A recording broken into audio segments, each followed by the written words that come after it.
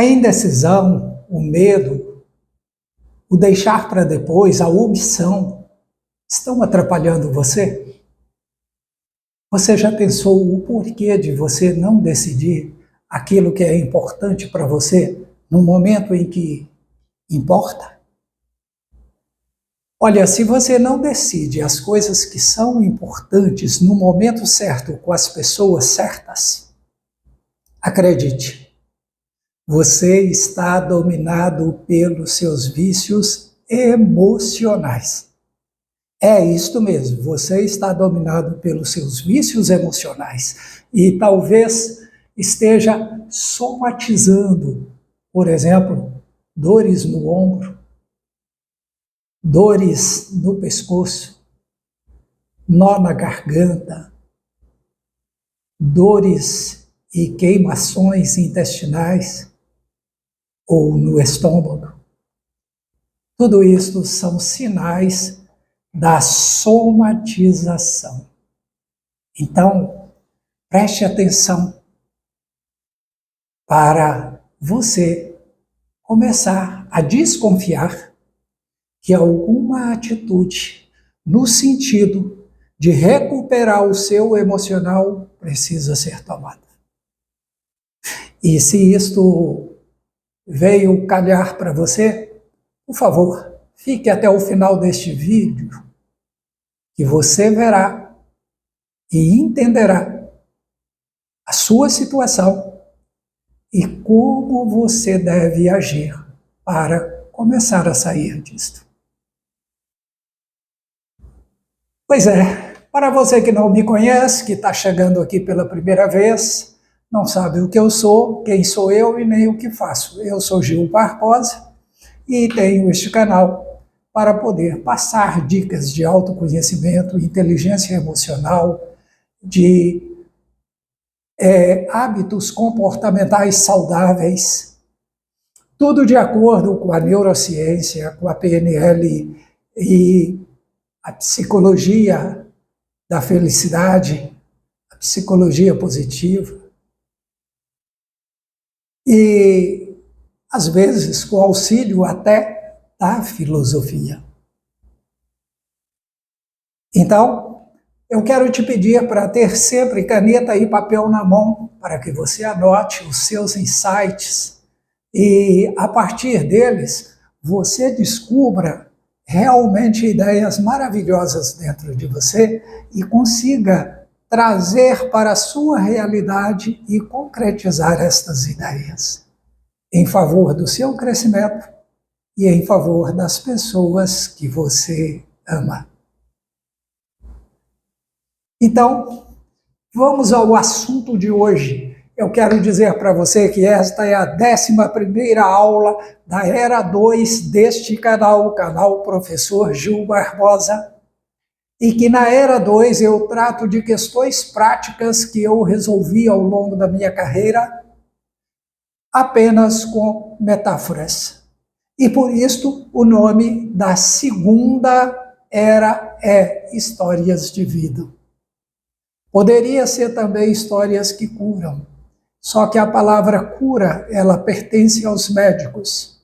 Ninguém deve usar esta palavra nas comunicações sociais, senão um médico ou alguém falando com um médico.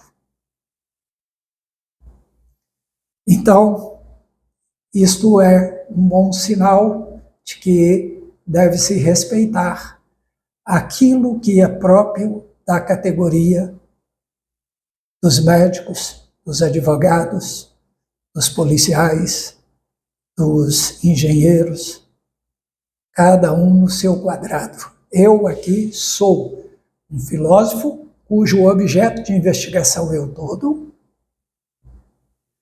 e um coach treinado em mais de 30 anos em ajudar pessoas.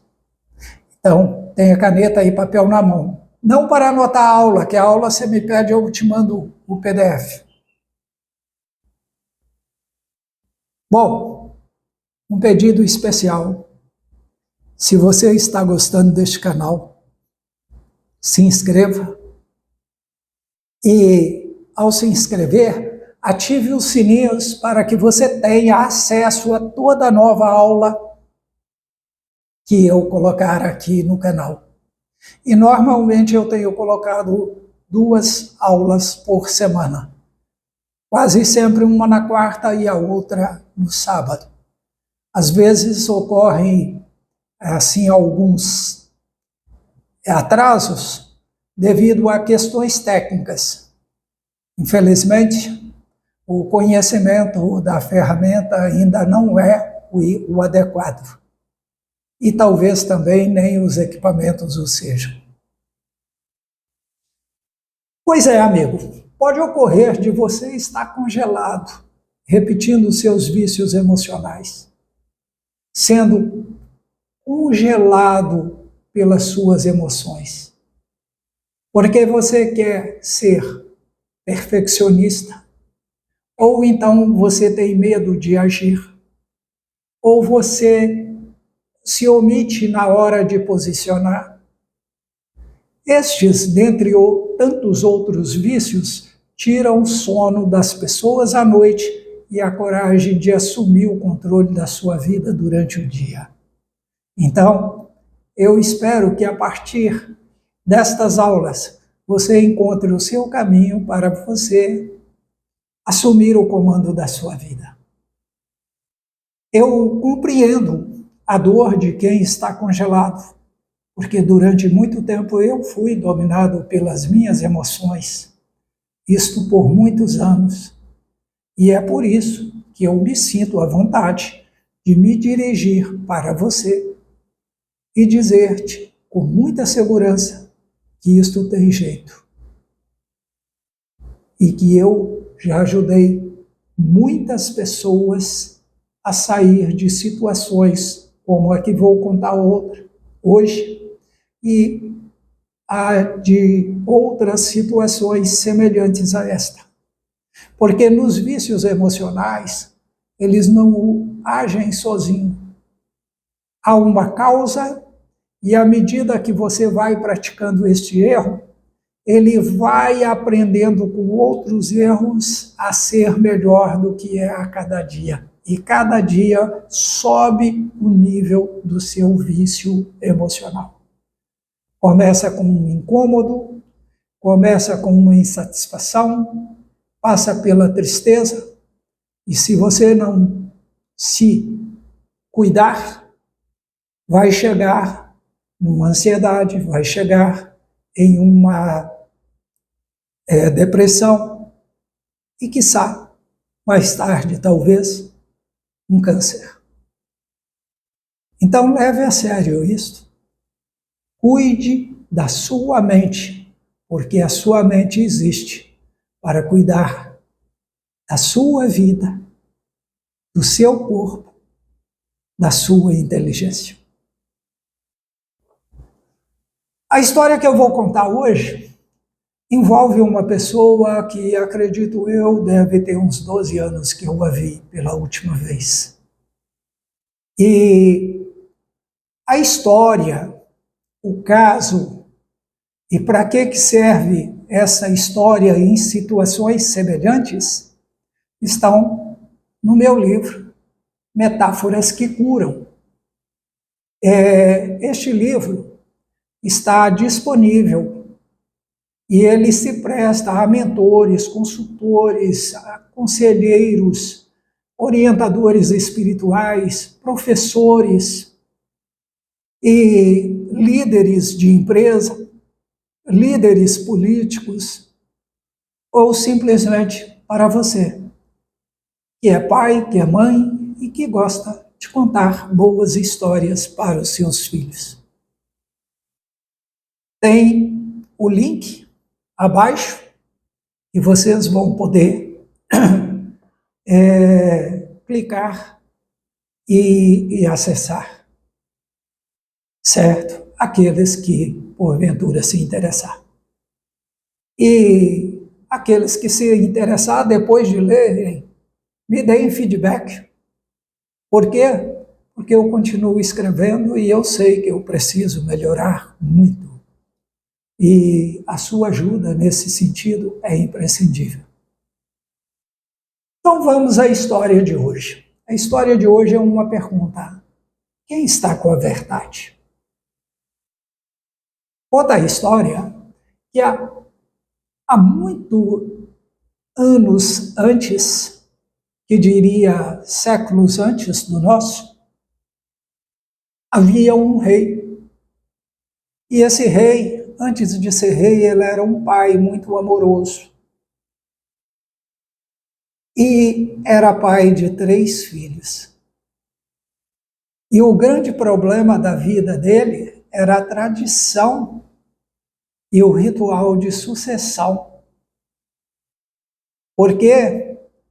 Porque naquele reino, a tradição de sucessão de um rei, ela começava tão logo o rei assumisse o seu trono.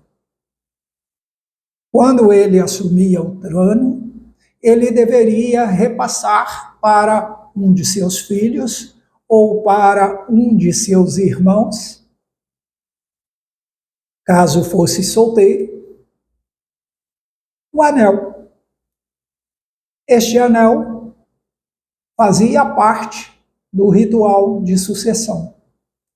E quando um rei falecia, aquele que recebeu o anel em uma cerimônia secreta, só ele, o rei, ele deveria redigir um ofício aos responsáveis pela sucessão e entregar para eles, além do ofício, a prova de que ele era o sucessor, que era o anel.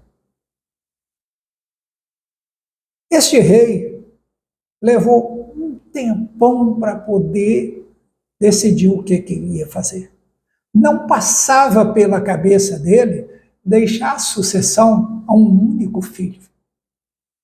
Afinal, eram todos diferentes e ele amava cada um do jeito que ele era.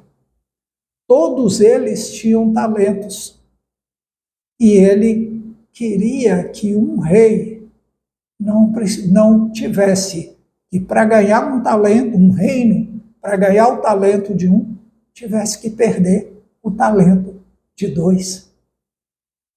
Isso não entrava na cabeça dele, essa tradição. Mas ele entendia também que se ele não respeitasse a tradição, ele seria um traidor.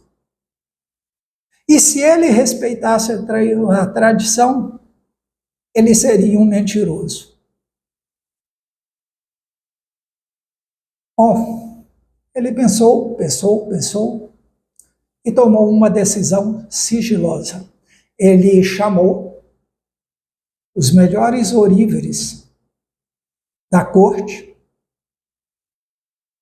para poder examinar o anel, desenhar aquele anel com a perfeição do original, reunir naquele anel as porções proporcionais a um anel mais 2 porções e fazer 3 anéis, porque o original deveria ser derretido, exatamente iguais, feitos no calor da mesma forja e ao mesmo tempo, para que um não ficasse diferente do outro.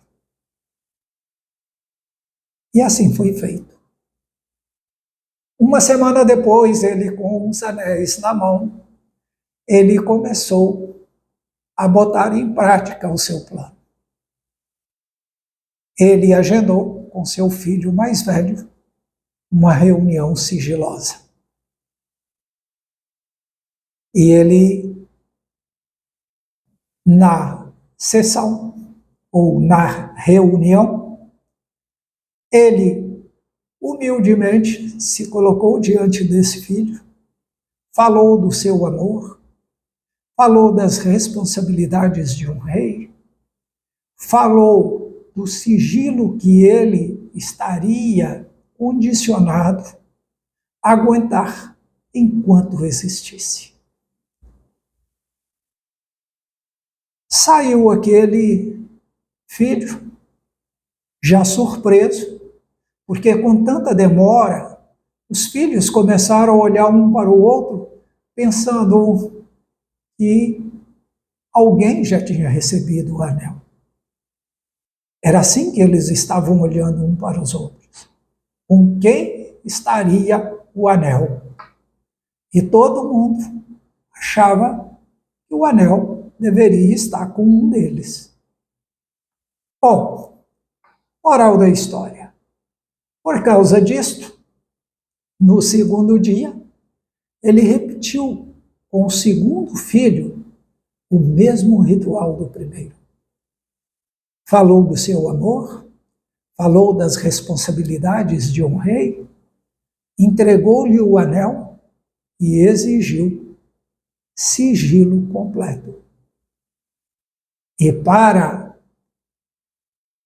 aquele que descumprisse o anel, o rei decretou que ele seria decapitado. Bom, no terceiro dia, chega lá o filho mais novo, ainda bastante garoto. Ele repetiu o discurso, fez exatamente a mesma sessão que ele fez com os outros. Moral da história: todos os filhos do rei guardavam segredo, porque todos eles tinham certeza de que havia sido ele o escolhido. O mais velho jurava que era ele, o do meio juraria que era ele, e o mais novo juraria que era ele. E dezenas de anos depois, este rei falece. E veio a tradição, um grande celeuma. Os responsáveis por esta tradição não sabiam como proceder. Por quê? Eles não receberam um ofício, eles receberam 3 ofícios. Eles não receberam um anel, eles receberam 3 anéis. E eles debruçaram sobre os anéis, com os melhores profissionais da ourivesaria, da produção de joias, daquele reino e dos reinos mais próximos. E depois de exaustivos estudos, pesquisas, todos chegaram a uma conclusão. O nosso conhecimento não é o suficiente para sabermos que anel é o verdadeiro. Logo, nós não sabemos o que é quem é o verdadeiro sucessor. Esperamos que algum dia alguém com uma sabedoria superior à nossa seja capaz de distinguir o mistério que se apresentou para nós. Então, os 3 irmãos se reuniram com este comitê. Inicialmente, um duvidava do outro. Todos eles tinham certeza de que os irmãos haviam forjado uma prova. Só que aí a sabedoria de um daqueles senhores entrou em jogo. E eles propuseram solucionar a questão,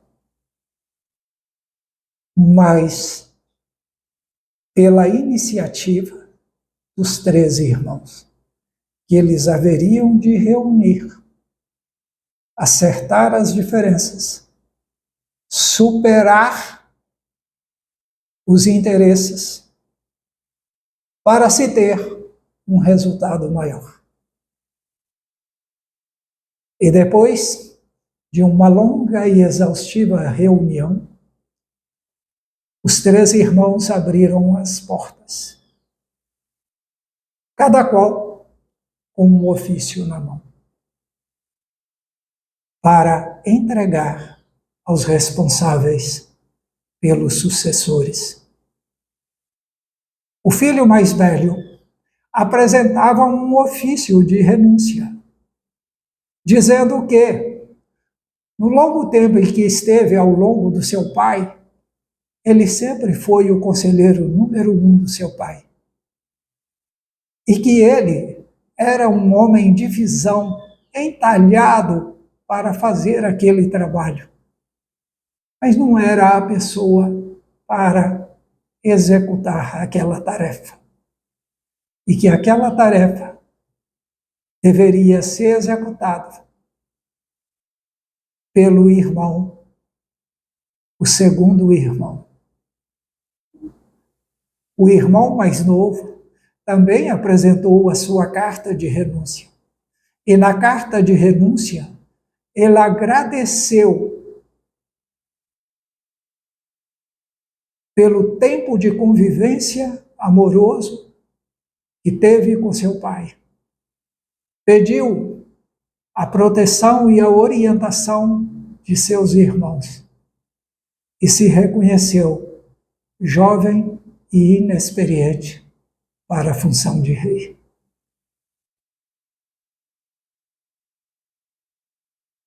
O segundo irmão apresentou na sua carta, celebrando o consenso, agradecendo os irmãos, acolhendo a sucessão em seu nome e dizendo que governaria para todos, inclusive para aqueles 2 irmãos.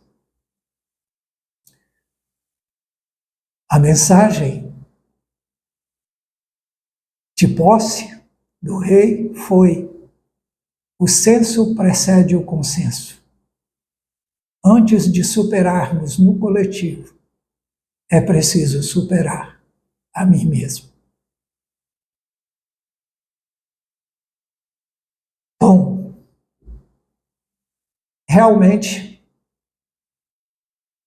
o que acontece é que o senso, ele vem de uma pessoa consciente do momento que vive, que tem, claro, as memórias boas e ruins que o trouxe até aqui, e tem clareza de futuro, de onde ele quer chegar. E por isso, ele desenvolve estratégias para crescer sobre sua própria ignorância e estender o território da sua sabedoria sobre o território de sua ignorância.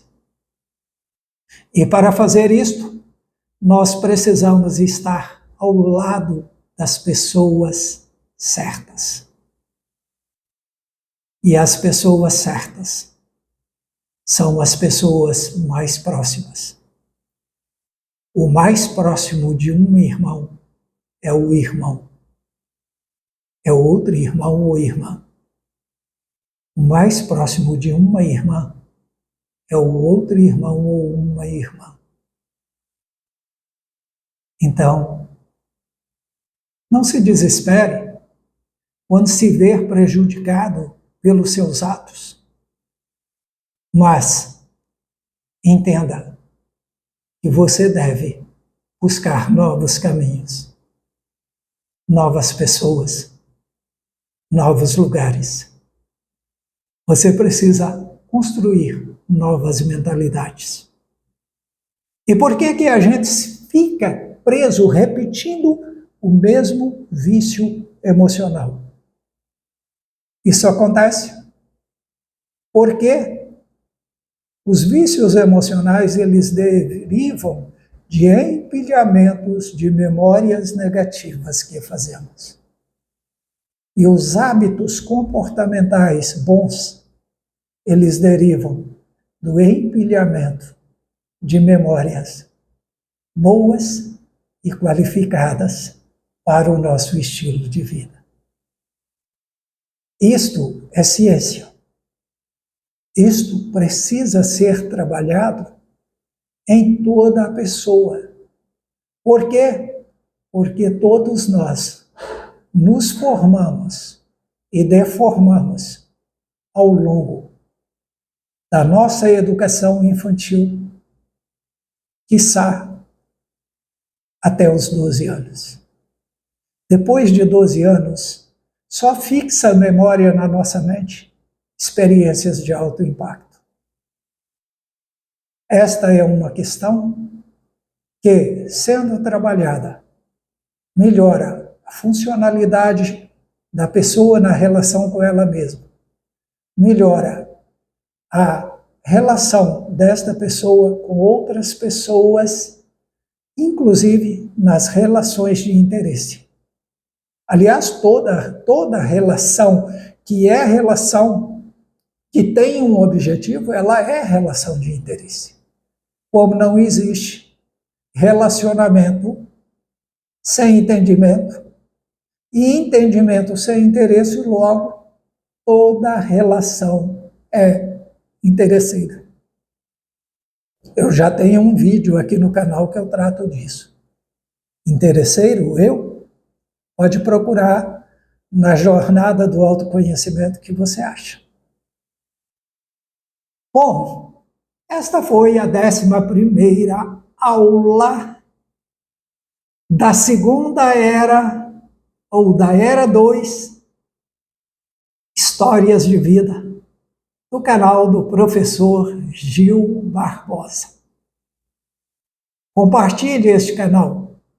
Olha, nós estamos crescendo a conta-gotas, mas eu espero que na próxima semana eu tenha aqui pelo menos mais 15 pessoas, porque você que está aqui no canal comigo pode me ajudar muito e ao mesmo tempo ajudar o YouTube me divulgar, compartilhando o meu canal, indicando o meu canal para as pessoas que você vê que precisam e que desejam crescer.